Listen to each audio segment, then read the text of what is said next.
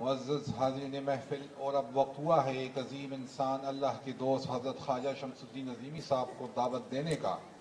عظیم انسان، عظیم ہستی، علم دولت، علم معرفت سے مالا مال، راہ سلوک کے مسافروں کے رہنما، حضور قلندر بابا اولیاء رحمۃ اللہ علیہ کی تعلیمات کا حسین شاہکار، ان کی تعلیمات کی تراشا ہوا حسین اور انمول ہیرا، خلوص ان کا سرمایہ، انسانیت ان کی تعلیم، محبت ان کی پہچان، سکون ان کا پیغام، آسمانی رفتوں کی طرح اولو العزم، شبنم کی طرح دلگدار، تاروں کی چمک، پھولوں کی مہک، سورج کی طرح روشن، چاند کی طرح حسین، نسیمی صبح کی طرح دلربا۔ اس عظیم انسان کی تسلیم و کوثر میں دھلی ہوئی زبان سے آپ کو ایک ایسا پیغام ملے گا جس پیغام کا ہر لفظ موتی کی طرح آپ کے دلوں کو منور، خلوص کے احساس سے آپ کے دلوں کو شاداب و مسرور، اور علم کی دولت سے آپ کو مالا مال کرے گا۔ بقول ایک شاعر کے، ہر راہ پہنچتی ہے تیری چاہ کی در تک، ہر راہ پہنچتی ہے تیری چاہ کی در تک، ہر حرف تمنا تیرے قدموں کی صدا ہے۔ مرشد تو اپنی ذات میں ایک کائنات ہے، مرشد تو اپنی ذات میں ایک کائنات ہے، ملتی نہیں مثال مثالوں کی شہر میں۔ مرشد کریم حضرت خواجہ شمس الدین عظیمی۔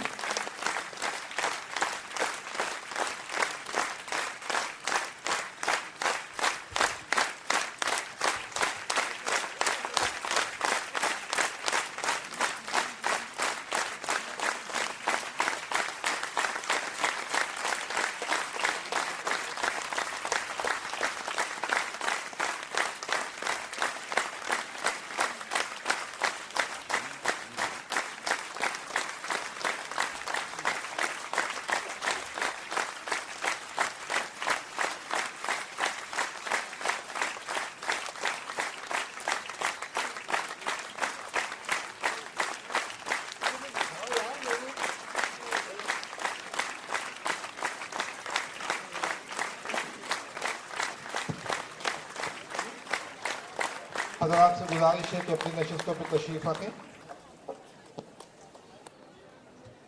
معزز حاضرین، گرامی قدر دوستوں اور بزرگوں، عزیز بچوں اور بچیوں، اور سلسلہ عظیمیہ کے کارکنوں، اور سچی بات یہ ہے کہ آپ سب میرے دوست ہیں۔ دوستوں، السلام علیکم۔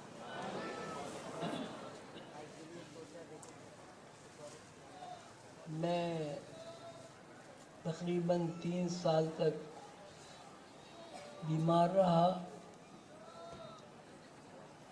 مجھے اس بات کا اچھی طرح علم ہے کہ آپ سب خواتین و حضرات نے میری صحت کے لیے دعا فرمائی،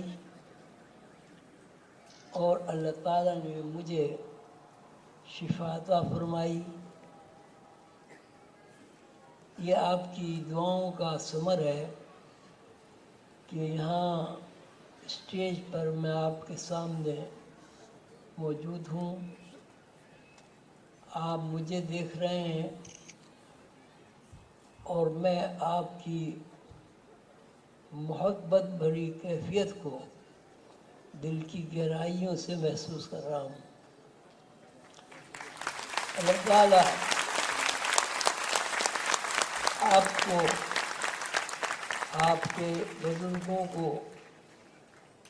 آپ کی متعلقین کو، اور آپ کی اولادوں کو اپنے حفظ و امان میں رکھے، اور اللہ تعالیٰ کے محبوب حضرت محمد صلی اللہ علیہ وسلم کی تعلیمات سے آپ روشناس ہوں اور اس پر عمل کریں۔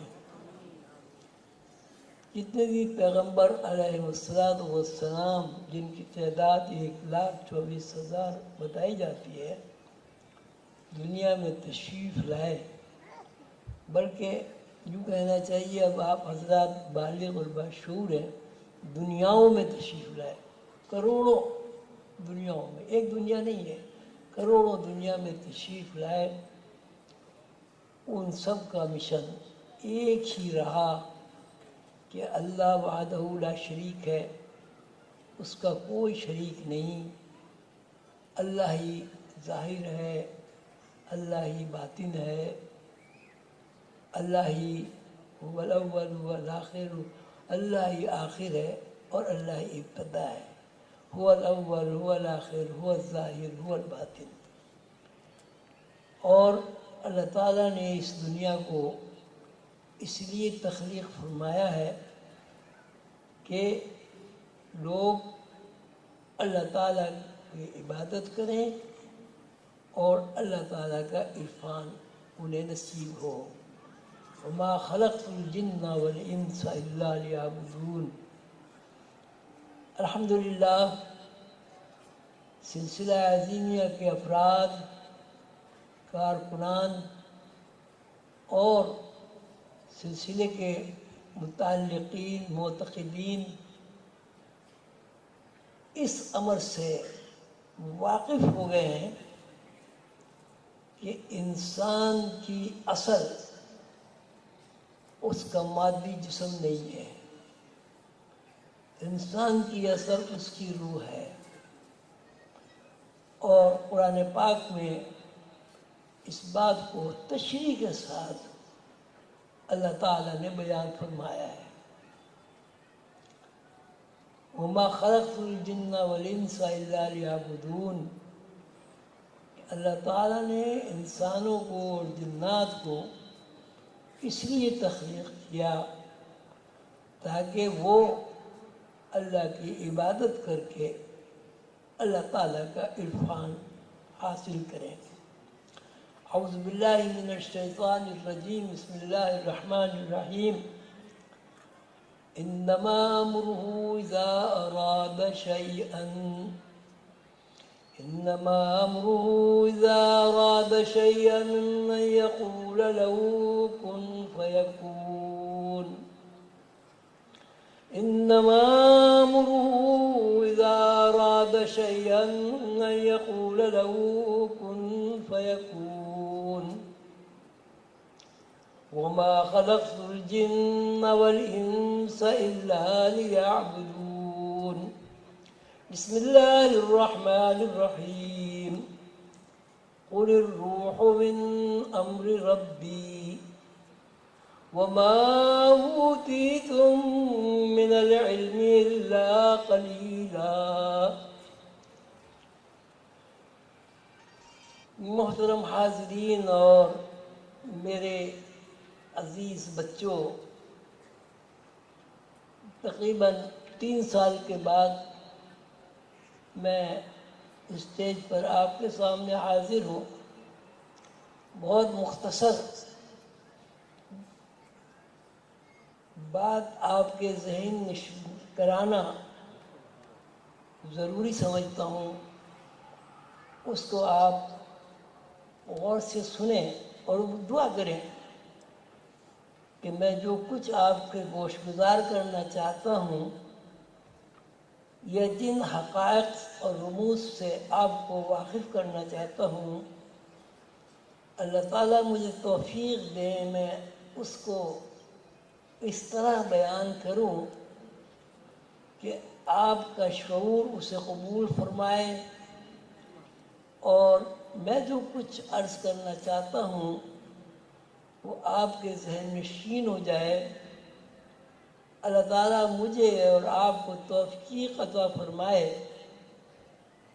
کہ اللہ تعالیٰ کا یہ علم جو اللہ تعالیٰ نے اپنے بندوں کو عطا فرمایا ہے، یسألونک عن الروح قل الروح من امر ربی وما اوتیتم من العلم الا قلیلا۔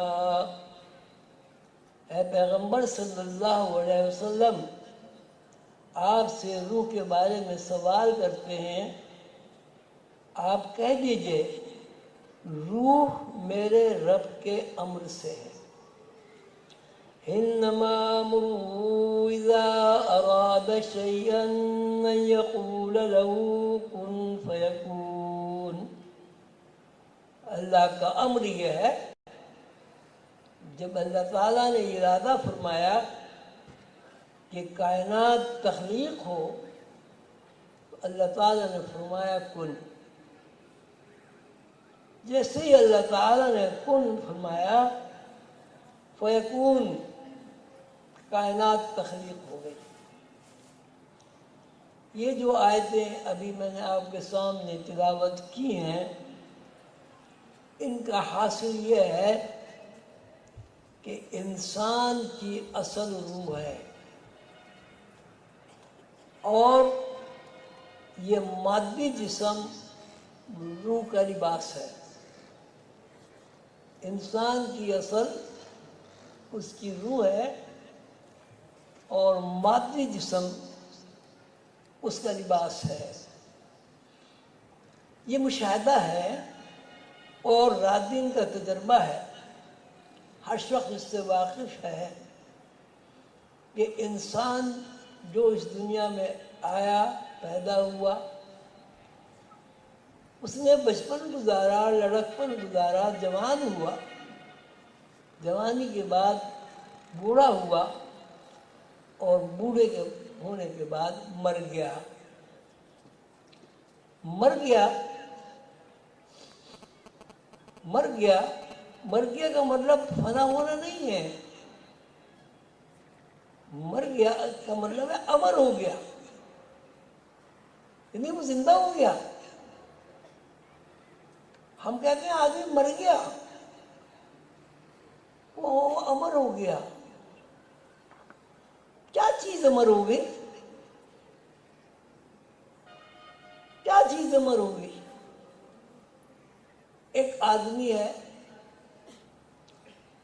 اس کے اندر اس کی روح ہے، پیدائش کے وقت سے مرنے کے وقت تک وہ روح اس کو چلاتی ہے، پھراتی ہے، کھانا کھلاتی ہے، بھوک پیاس سردی گرمی کا احساس دلاتی ہے، اور جب وہ روح اس سے اپنا رشتہ منقطع کر لیتی ہے تو آدمی نہ چلتا ہے، نہ پھرتا ہے، نہ روتا ہے، نہ سوتا ہے، نہ جاگتا ہے، نہ کھاتا ہے، نہ پیتا ہے۔ اس کے باوجود کہ وہ نہ کھاتا ہے، نہ پیتا ہے، نہ چلتا ہے، نہ پھرتا ہے، نہ غصہ کرتا ہے، نہ رحم کرتا ہے، اس کا وجود موجود رہتا ہے۔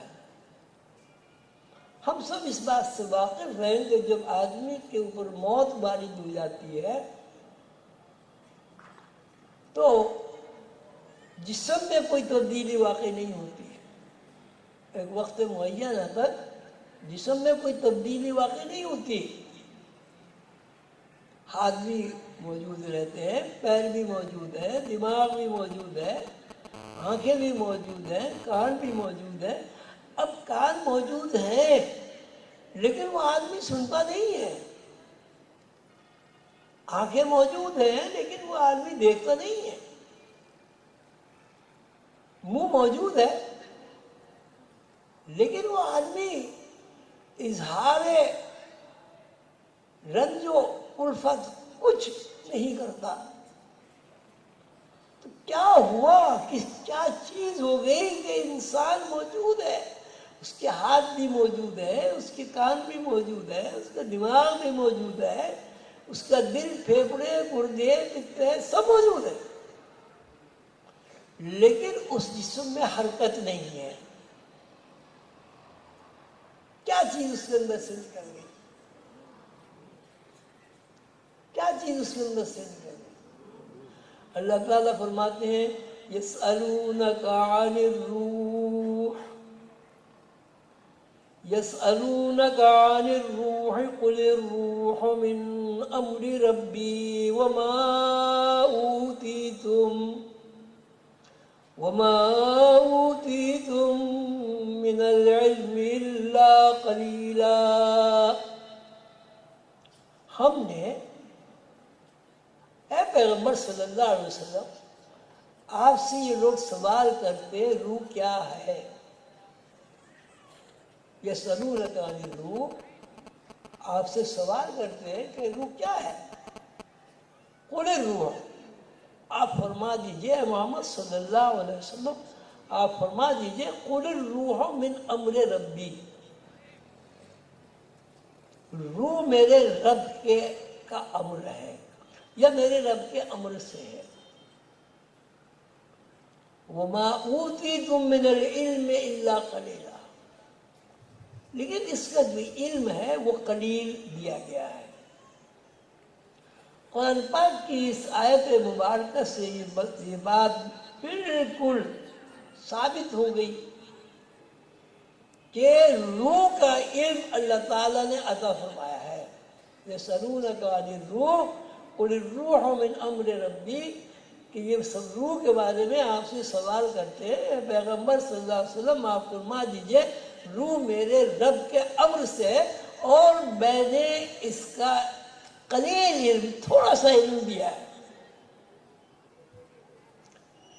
ثابت یہ ہوا کہ روح کا علم ہر اس انسان کو حاصل ہے جو اس علم کو سیکھنا چاہتا ہے. اس کی مثال یہ ہے کہ ہر اس آدمی کے اندر جو انگریزی پڑھنا چاہے انگریزی سیکھ لیتا ہے، لیکن جب وہ انگریزی پڑھنا شروع نہیں کرتا تو اس علم سے ناقص ہوتا ہے. ہر وہ آدمی جو عربی سیکھنا چاہے عربی سیکھ لیتا ہے، لیکن اگر سیکھنا نہ چاہے تو وہ نہیں سیکھتا. ہماری بدنصیبی تو یہ ہے کہ ہم نماز میں 10 سورتیں پڑھتے ہیں، چھوٹی چھوٹی صورتیں، سورہ فاتحہ، سورہ ناس، سورہ فلق، سورہ اخلاص، سورہ لب، چھوٹی چھوٹی صورتیں. لیکن بدنصیبی یہ ہے کہ ہم ان صورتوں کا ترجمہ ہمیں نہیں پتا. جب صورتوں کا ترجمہ ہی پتا نہیں تو اس کا فائدہ اور نقصان زیر بحث نہیں آتا. کوئی آدمی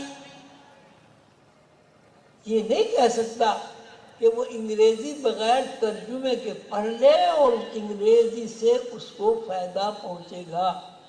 کیوں بھائی؟ کوئی کہہ سکتا ہے؟ کوئی کہہ سکتا ہے؟ کیوں نہیں کہہ سکتا؟ اگر آپ قرآن شریف بغیر ترجمے کے پڑھ سکتے ہیں اور آپ یہ سمجھتے ہیں کہ اس سے ہمیں فائدہ ہوگا، تو انگریزی آپ بغیر ترجمے کیوں نہیں پڑھتے ہیں؟ کیا آپ کے پاس اس بات کا کوئی جواب ہے؟ آپ اتنے سارے لوگ ماشاءاللہ بیٹھے ہیں، کوئی بھی علم ہو اگر ہمیں اس کا ترجمہ یاد نہیں ہوتا تو کیا ہم اس علم سے فائدہ اٹھا سکتے ہیں؟ جی زور سے بولو یار.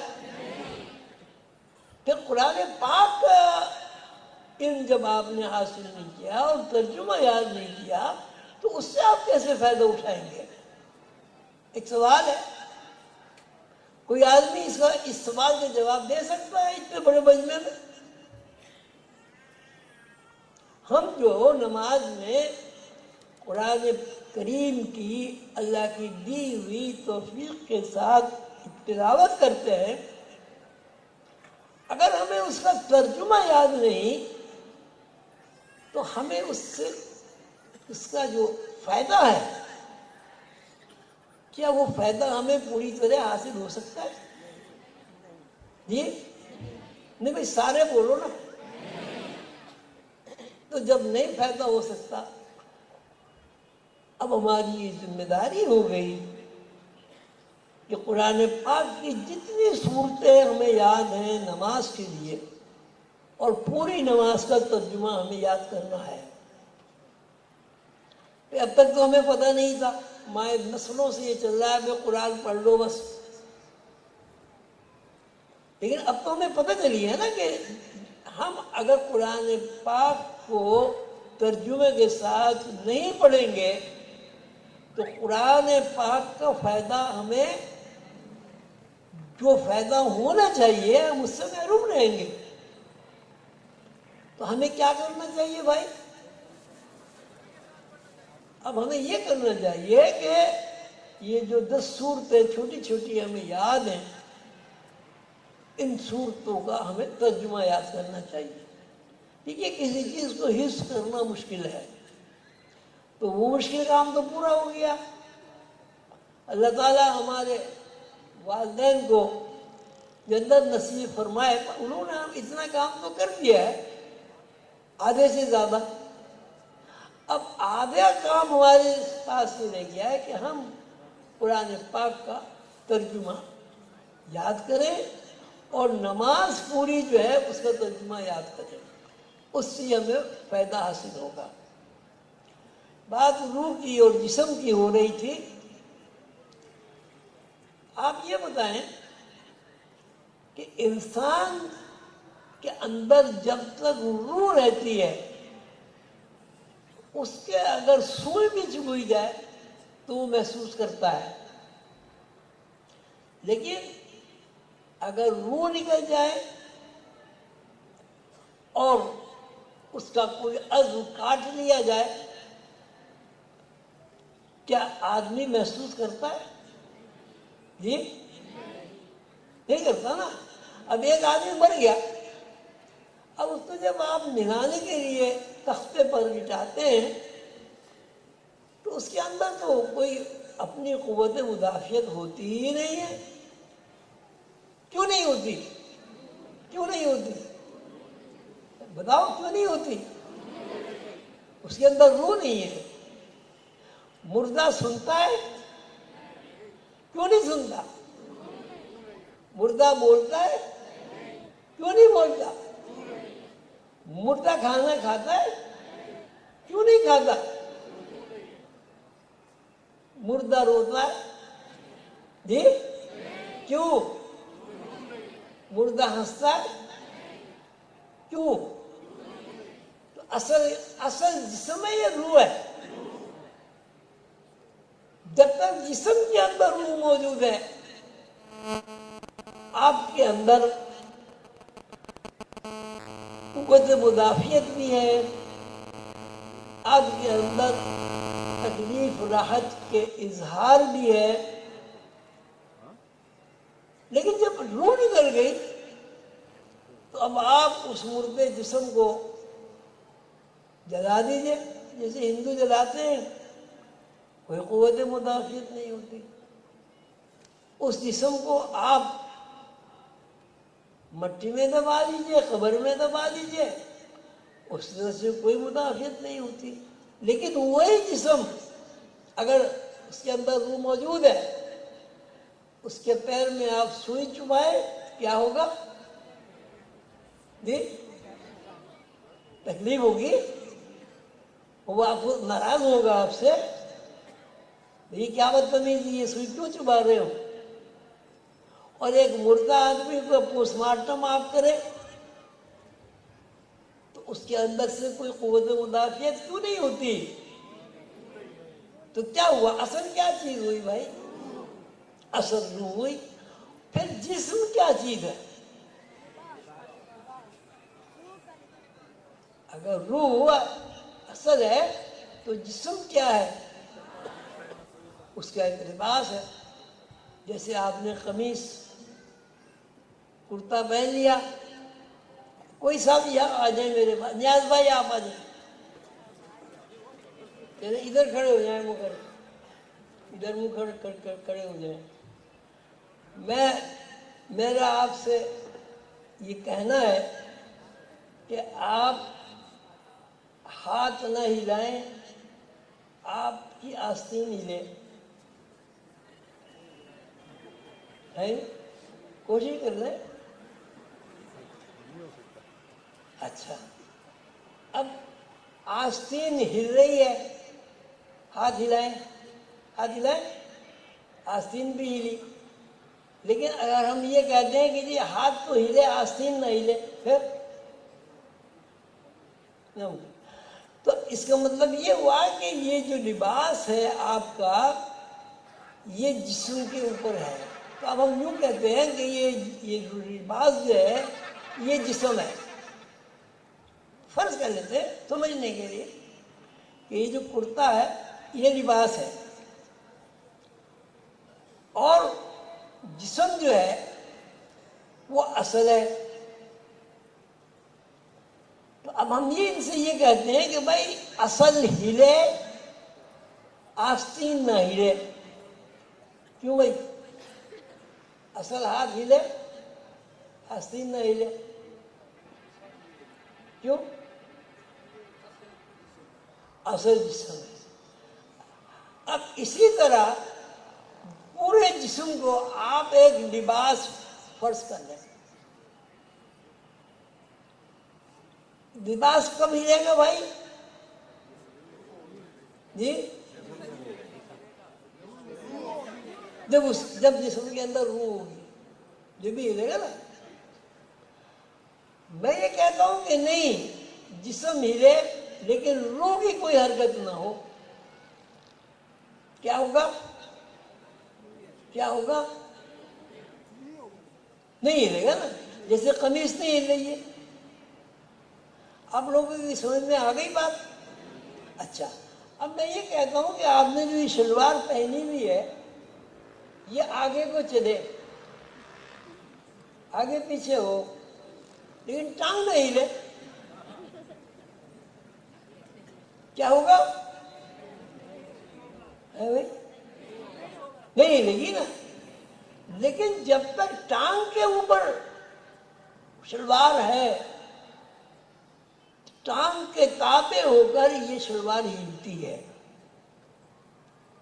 اسی طرح جب تک اس جسم کو لباس بنا کر روح نے پہنا ہوا ہے اس لباس میں حرکت ہے. اور جب روح اس جسم کو اس لباس کو اس شلوار کو اس کرتے کو اس قمیص کو اتار دیتی ہے حرکت ساقط ہو جاتی ہے. بس ٹھیک. اس کا مطلب کیا ہوا؟ اس کا مطلب یہ ہوا کہ یہ ہمارا جسمانی نظام انڈیپینڈنٹ نہیں ہے. اس میں کوئی ریئلٹی نہیں ہے کوئی حقیقت نہیں ہے. جب تک روح اس جسم کو اس لباس کو حرکت دیتی ہے یہ لباس حرکت کرتا رہتا ہے. اور جب روح اس جسم کے اندر سے نکل جاتی ہے تو کیا آدمی کیا بن جاتا ہے؟ آدمی کیا بن جاتا ہے؟ جی مردہ. ہاں چلیے آدمی مردہ ہو جاتا ہے. تو آپ یہ بتائیں کہ آپ چلتے کس طرح ہیں؟ کون سی چیز آپ کو چلا رہی ہے؟ آپ مرنے کے بعد کھانا نہیں کھاتے. یہ کھاتے ہیں وہ تو حلق میں اگر پانی ڈالتے ہیں تو پانی ادھر سے بھی نکل جائے گا ادھر سے بھی نکل جائے گا. کبھی تجربہ کیا آپ نے؟ مردے کا تجربہ کیا کرو گے؟ مرنے سے تو سب ڈرتے ہیں.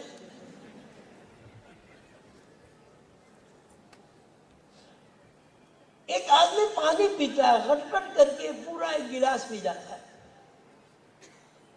اب اس کے اندر روح نہیں ہے تو اس کے منہ میں چمچے سے پانی ڈالیے کیا ہوگا؟ کیا ہوگا؟ پانی باہر آ جائے گا. ایک آدمی کی نظر بہت تیز ہے لیکن وہ مر گیا آنکھیں اس کی موجود ہیں اور اس کے سامنے یوں کریں دیکھے گا خط پڑھ لے گا اپنی بیگم کی صورت دیکھ لے گا خوبصورت. اسی صورت سے ایک آدمی مر گیا اس کو آپ خوشبو سنگائیں اس کی ناک کے سامنے بہترین خوشبو رکھیں کیا ہوگا؟ کیا ہوگا؟ جی زور سے بولو، نہیں سمجھ میں تو آئے، نہیں سونگے گا نا. اور ایک آدمی مر گیا، وہ کھڑا ہو سکتا ہے، بیٹھ سکتا ہے، لیٹ سکتا ہے، دوڑ سکتا ہے؟ کیوں؟ تو جب آدمی چلا تو کون چلا؟ جب آدمی نے کھانا کھایا تو کھانا کس نے کھایا بھائی؟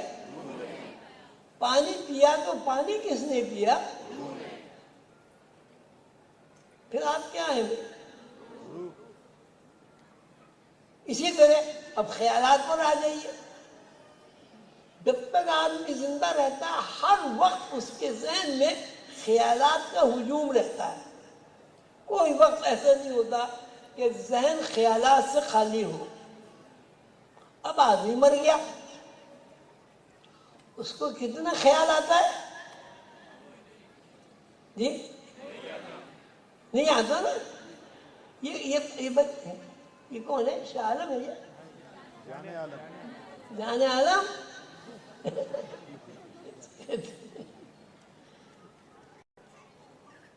تو جو بھی آپ کی حرکات و سکنات ہیں وہ کب ہیں؟ جب آپ کے اندر روح موجود ہے. آپ کے بچے کب ہوتے ہیں؟ کب ہوتے ہیں؟ جب آپ کے اندر روح موجود ہو. اگر روح موجود نہیں ہوگی بچے نہیں ہوں گے. جب بچے نہیں ہوں گے تو دنیا ہی نہیں ہوگی. ماشاءاللہ اتنے سارے ہزاروں لوگ بیٹھے ہیں، وہ یہ بتائیں کہ روح کے بغیر کوئی حرکت آدمی کر سکتا ہے تو اس حرکت کا نام لے. جی اچھا، اب جب سب کچھ آپ نے مان لیا، تسلیم کر لیا، مطلب ایک مردہ آدمی کی کبھی شادی ہوتی دیکھی؟ کسی مردہ ماں کے پیٹ سے کسی بچے کو جنم ہوتا دیکھا؟ تو پھر بھائی میرا سوال یہ ہے کہ آپ کیا ہیں، کیا ہوئے، کیا ہیں آپ کا جسم کیا ہوا؟ وہ لباس، روح کا لباس. تو لباس میں اپنے کوئی زندگی نہیں ہوتی. اب میں اپنے سارے کپڑے اتار کے یہاں رکھ دوں، اس میں زندگی ہوگی؟ اسی طرح روح اپنا یہ جسم کا لباس اتار کے رکھ دے تو اس میں حرکت ہوگی؟ آپ کو بھوک کب لگتی ہے؟ بھوک کب لگتی ہے؟ جب آپ کے اندر روح موجود ہوتی ہے. آپ کو پیاس کب لگتی ہے؟ جب آپ کے اندر روح موجود ہوتی ہے. تو اب میرا سوال یہ ہے کہ پانی اس جسم نے پیا یا روح نے پیا؟ کھانا جسم نے کھایا یا روح نے کھایا؟ پھر آپ کیا ہوئے بھائی؟ آپ کہتے ہیں روح کا تو علم ہی نہیں حاصل ہوتا. اور میں یہ کہتا ہوں کہ روح کے علاوہ آپ کچھ ہے ہی نہیں. اب آپ کو نظر آتا ہے آنکھوں سے روح نکل جائے، کیوں بھائی؟ میاں صاحب نظر آئے گا؟ کیوں نہیں نظر آئے گا؟ روح نہیں ہے. شادی کریں گے آپ؟ ماشاءاللہ مردوں کو شادی کا بڑا شوق ہوتا ہے. کسی مردہ جسم نے شادی کی ہے؟ کیوں؟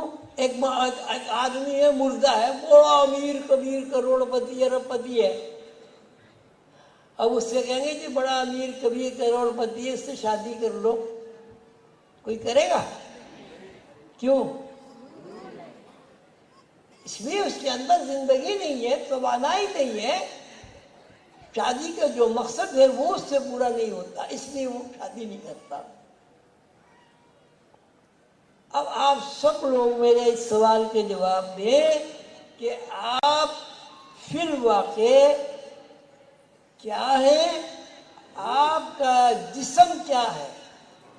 آپ کا جسم کیا ہے جی؟ کس کا لباس؟ تو روح کا لباس آپ بنے پھر رہے ہیں اور لباس کو یہ پتہ نہیں کہ روح کیا ہے. بھئی آپ نے قمیض پہن لی، واسکٹ پہن لی، کوٹ پہن لیا، پتہ ہے نا کہ جسم کے اوپر ایک لباس ہے. تو جب آپ سب کچھ روح ہیں، روح کے علاوہ کچھ نہیں ہے، تو یہ کیا بات ہوئی کہ آپ روح سے نہ واقف ہیں نہ روح کے علم سے واقف ہیں؟ یہ کیا بات ہوئی بھائی؟ ماشاءاللہ سارے پڑھے لکھے لوگ ہیں، یہ کیا بات ہوئی؟ کوئی جواب دے گا؟ مردہ آدمی سوتا ہے، جاگتا ہے، چلتا ہے، پھرتا ہے، کھانا کھاتا ہے؟ کیوں نہیں کھاتا؟ کیوں نہیں چلتا پھرتا؟ جی روح نہیں. اب میرا آپ سے یہ سوال ہے کہ کھانا کون کھاتا ہے؟ کھانا کون کھاتا ہے؟ روح کھانا کھاتی ہے، سیدھی بات. پانی کون پیتا ہے؟ روح پانی پیتی ہے. جامی صاحب بڑے غور سے مجھے دیکھ رہے ہیں، ایک نظر سے مسلسل. کیوں جامی صاحب؟ کون؟ جسم کی کیا حیثیت؟ ماشاءاللہ آپ دین ہے، جسم کی کیا حیثیت ہے آپ کے علم میں؟ اور آپ اس کی تشریح کر سکتے ہیں؟ جی کچھ بھی نہیں ہے. تو جب کچھ بھی نہیں ہے اور آپ کی اصل روح ہے، تو آپ کی کیا ذمہ داری ہے؟ کیا ذمہ داری ہے؟ آپ کو روح کا علم حاصل ہو، آپ جانتے ہو کہ روح کیا ہے اور روح کیا ہے، روح کا علم کیا ہے. اب آپ کا یہ کہنا، کچھ لوگ یہ بھی کہتے ہیں کہ روح کا علم حاصل، کہ روح کا علم نہیں ہے، کسی کو نہیں ہے. یہ قرآن کے خلاف بات ہے. يسألونك عن الروح قل الروح من أمر ربي وما أوتيتم من العلم إلا قليلا. اے پیغمبر صلی اللہ علیہ وسلم، یہ لوگ آپ سے روح کے بارے میں سوال کرتے ہیں،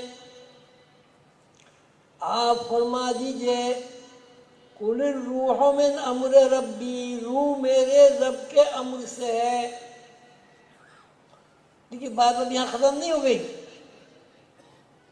وما اوتیتم من العلم الا قلیلا، لیکن ہم نے اس کا علم تھوڑا دیا ہے.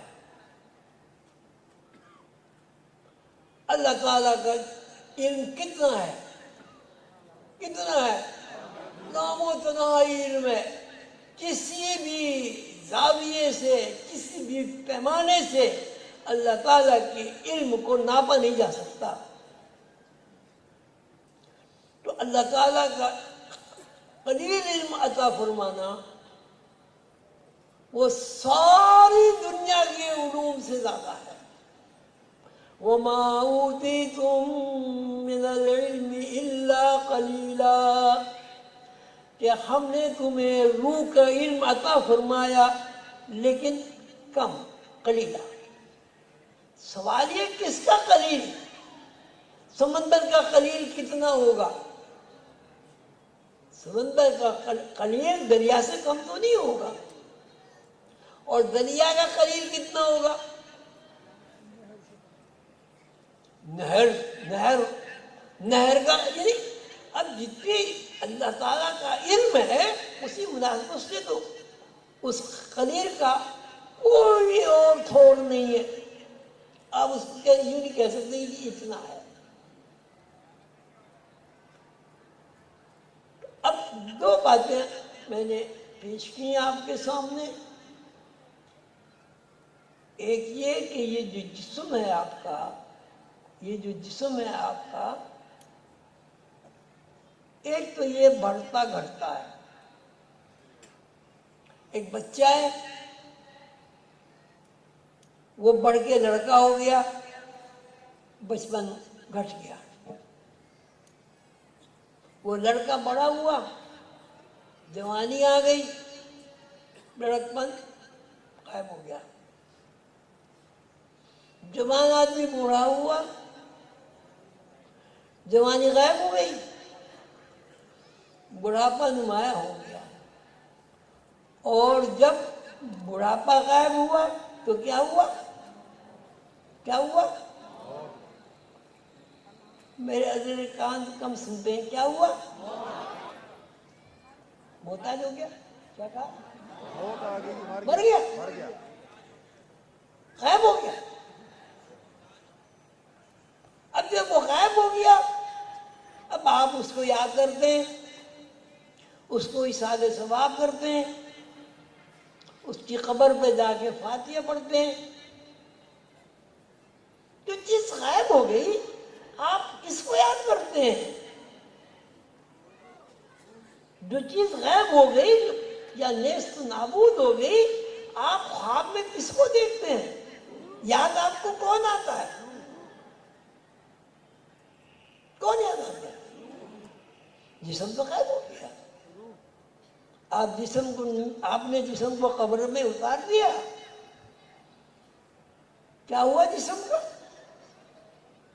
کیا ہوا؟ کیوں بھائی؟ کوئی ڈاکٹر صاحب یہاں بیٹھے، کتنے دن تک قبر میں جسم رہتا ہے؟ اس کا گوشت پوشت ٹھیک رہتا ہے؟ کتنے دن تک رہتا ہے بھائی؟ ڈاکٹر تو کوئی ہوگا. کتنے دن تک جسم خراب نہیں ہوتا؟ کوئی ڈاکٹر نہیں ہے یہاں؟ ہے کتنا؟ نہیں. ہاں بھائی ڈاکٹر صاحب،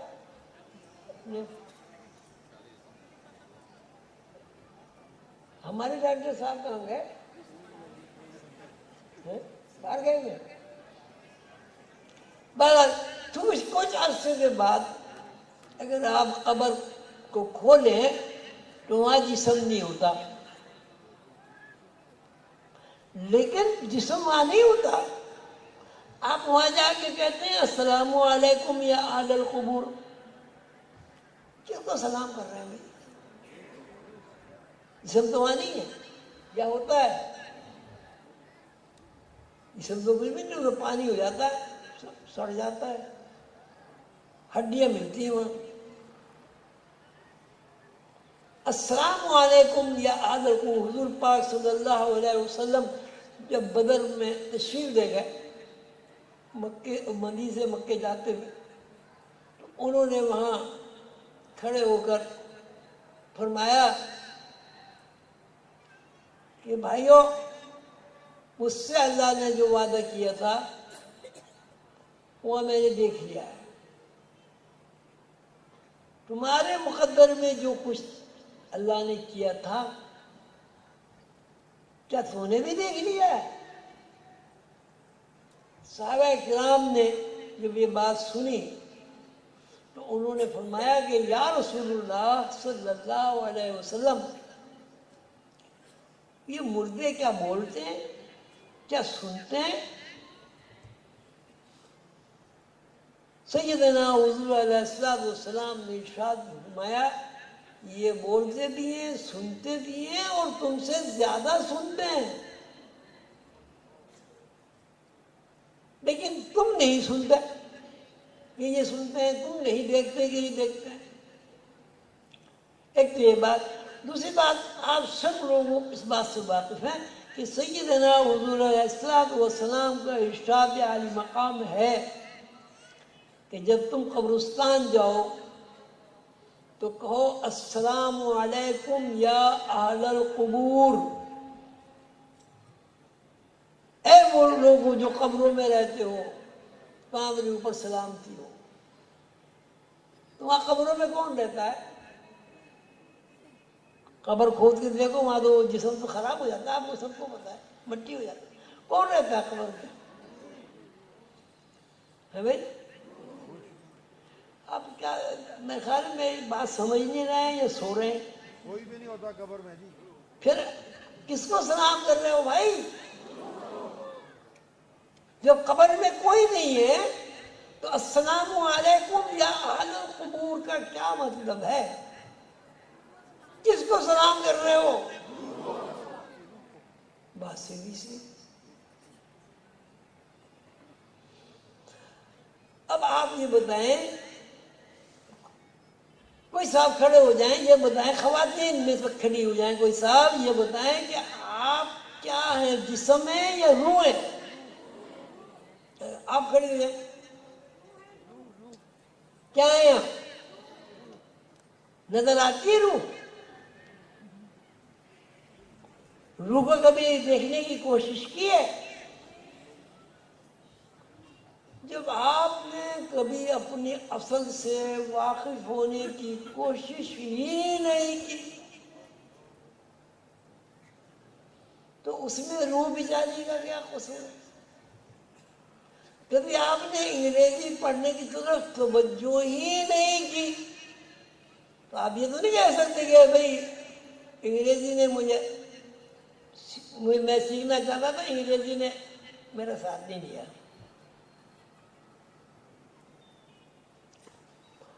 میرے خیال ہے بات میں بہت مختصر کرتا ہوں. اب میں نے آپ کو یہ سمجھانے کی کوشش کی ہے کہ جسم، مادی جسم اصل نہیں ہے، یہ روح کا لباس ہے. جس طرح کوٹ پتلون اصل نہیں ہے، آپ کے جسم کا لباس ہے. آپ ایک ایسا لباس بنائیں کہ انگلی میں انگلی آ جائے، جیسے دستانے ہوتے ہیں، ناک میں ناک آ جائے، آنکھ میں آنکھ آ جائے، کان میں کان آ جائے، سر میں سر آ جائے، گردن میں گردن آ جائے، پیٹ میں پیٹ آ جائے. ایسا جسم بن سکتا ہے نہیں؟ بن سکتا ہے جی؟ اب تو ایسے کم سم بیٹھے ہو جیسے پتہ نہیں میں کوئی الف لیلا کوئی دوسری سنا رہا ہوں. بن سکتا ہے. بن سکتا ہے نا. تو اب جب آپ ہاتھ ہلائیں گے تو آپ کی انگلیاں بھی ہلیں گی، جو بنی ہوئی ہیں دستانے. آپ سر ہلائیں گے، سر بھی ہلے گا، سر ہلے گا، وہ لباس ہلے گا، لباس ہلے گا نا. اور جب آپ چلیں گے تب آپ کا لباس ہلے گا. تو اسی طرح جب روح حرکت کرتی ہے مادی جسم ملتا ہے. اب روح جب اس سے اپنا رشتہ منقطع کر لیتی ہے، مادی جسم کی کیا حیثیت ہوتی ہے؟ مردہ. کرتا پجامہ جو آپ نے اتار کے پھینک دیا. اب ہماری کیا ذمہ داری ہے؟ جب ابھی تک تو ہمیں قانون معلوم نہیں تھا، پتہ نہیں تھا. اب ہمیں پتہ چل گیا کہ یہ مادی جسم تو ہمارا کچھ ہے ہی نہیں. جب تک روح اس جسم کو سنبھالے رہتی ہے جسم موجود ہے، اور جب روح اس جسم کو کیا کرتی ہے؟ اتار دیتی ہے، جسم کی کوئی حیثیت نہیں رہتی. اب جتنے لوگ میری بات کو سمجھ گئے ہیں وہ سب ہاتھ اٹھا دیں. ماشاء اللہ ماشاء اللہ، یہ تو پھر سارے پڑھے لکھے قابل ہو گئے ماشاء اللہ. اچھا، اب بات تو آپ کی سمجھ میں آ گئی. یہ تو آ گئی نا کہ یہ جو گوشت پوش کا جسم ہے یہ روح کا لباس ہے. اور جب جس کا لباس ہے یعنی روح کا لباس ہے وہ اس گوشت پوش کو اتار دیتی ہے تو اس کی حرکت کوئی نہیں ہوتی. یہ بات تو سمجھ گئی نا؟ تو آپ کا اصل آپ کا جسم ہے یا اصل لباس ہے یا اصل روح ہے؟ تو اب ہمیں کیا کرنا ہوگا بھائی؟ کیا کرنا ہوگا؟ ظاہر اب ہمیں یہ کرنا ہوگا کہ ہم اب اس بات سے واقف ہو گئے یہ کہ جس تو ہماری اصل نہیں ہے، ہماری اصل روح ہے.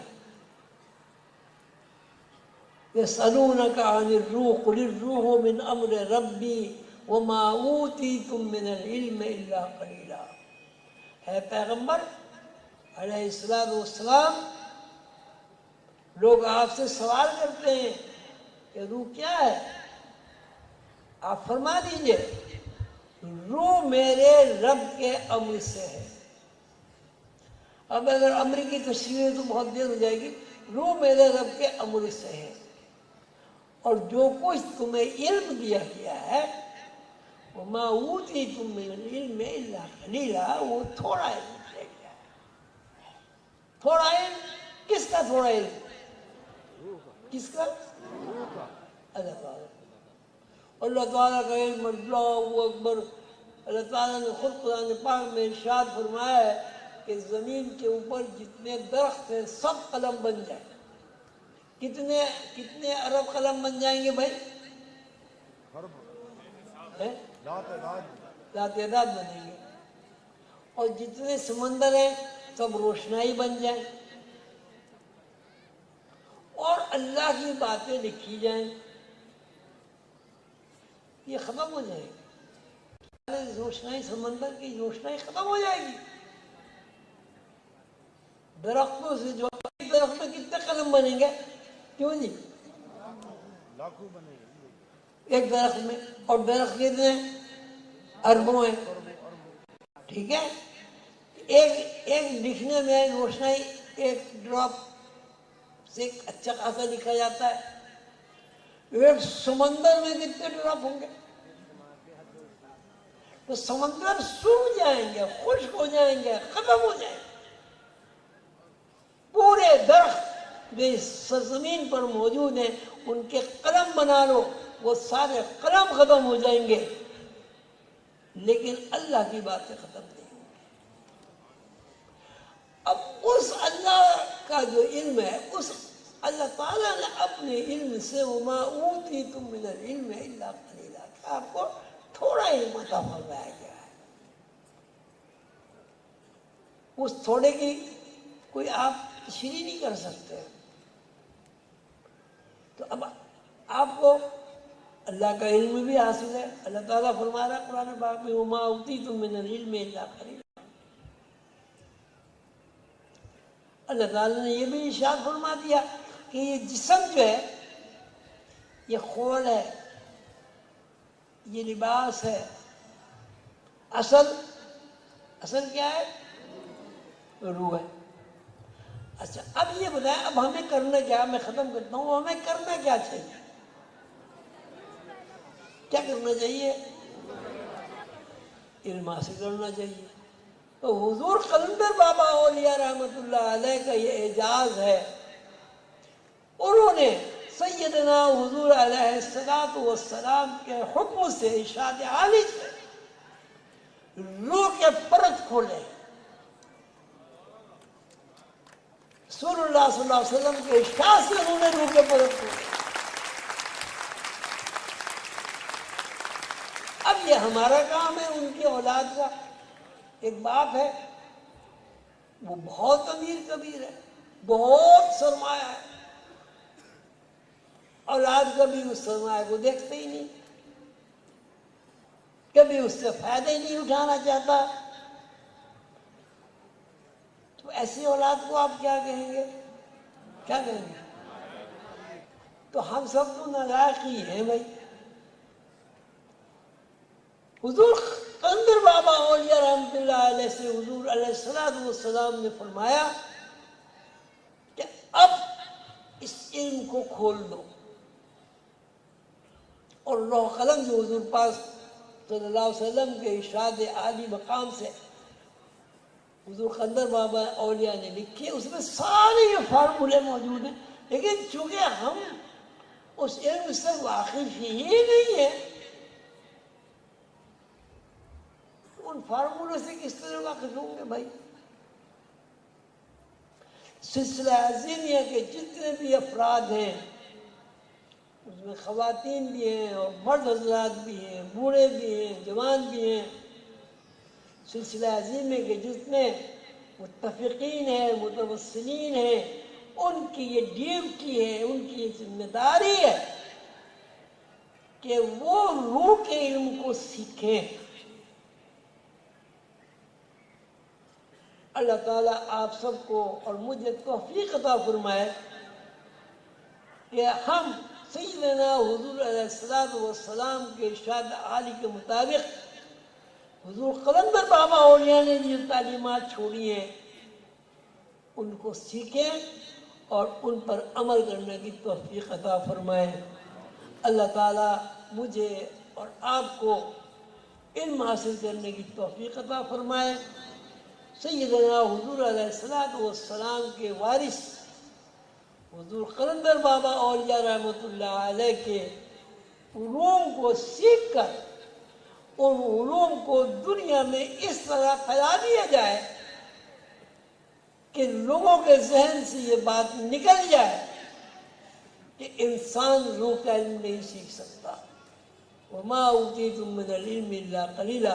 اللہ تعالیٰ آپ سب کا حامی و ناصر ہو، آپ کو صحت و تندرستی عطا فرمائے، ہماری اولاد سعید ہو۔ اللہ تعالیٰ ہمیں علم سیکھنے کی، حاصل کرنے کی توفیق عطا فرمائے، آپس میں محبت الفت عطا فرمائے۔ اللہ تعالیٰ ہمیں ایک دوسرے کا غمخوار اور مددگار بنائے۔ اللہ تعالیٰ ہمارے ملک کی حفاظت فرمائے۔ اللہ تعالیٰ ہمیں اور ہمارے تمام اعزاء کو، رشتہ داروں کو، اقربا کو، خاندان کو اپنے حفظ و امان میں رکھے اور ہمیں دین دنیا کی سعادت نصیب فرمائے اور ہمیں وہ علوم عطا فرمائے جو سیدنا حضور علیہ السلام کے وارث حضور قلندر بابا اولیاء رحمۃ اللہ علیہ نے ہمارے لیے چھوڑے ہیں۔ آمین یا رب العالمین۔ آپ سب حضرات کا بہت شکریہ، آپ دور دراز سے تشریف لائے، میں اس کا بہت قدردان ہوں اور انشاءاللہ آپ کے لیے پہلے بھی دعا گو ہوں اور آئندہ بھی آپ کو اپنی دعاؤں میں یاد رکھوں گا۔ آپ سے بھی التماس ہے کہ آپ بھی مجھ عاجز بندے کو اپنی دعاؤں میں یاد رکھیں اور میرے یہ دعا کریں کہ میں اپنے مرشد کریم حضور قلندر بابا اولیاء رحمۃ اللہ علیہ کی تعلیمات پر عمل کروں اور اپنے عزیزوں کو، دوستوں کو اس علم کو سیکھنے کی ہمت اور توفیق اللہ تعالیٰ عطا فرمائے۔ اللہ تعالیٰ آپ سب کا حامی و ناصر ہو۔ آپ سب حضرات تشریف لائے، آپ کا بہت شکریہ۔ آپ جب تشریف لے جائیں تو اپنے اعزاء سے، اپنے دوستوں سے، اپنے احباب سے میرا سلام عرض کریں اور میرے لیے ان سب سے دعا کرائیں کہ اللہ تعالیٰ مجھے یہاں اور آخرت میں سکون عطا فرمائے۔ آمین یا رب العالمین برحمتک یا ارحم الراحمین۔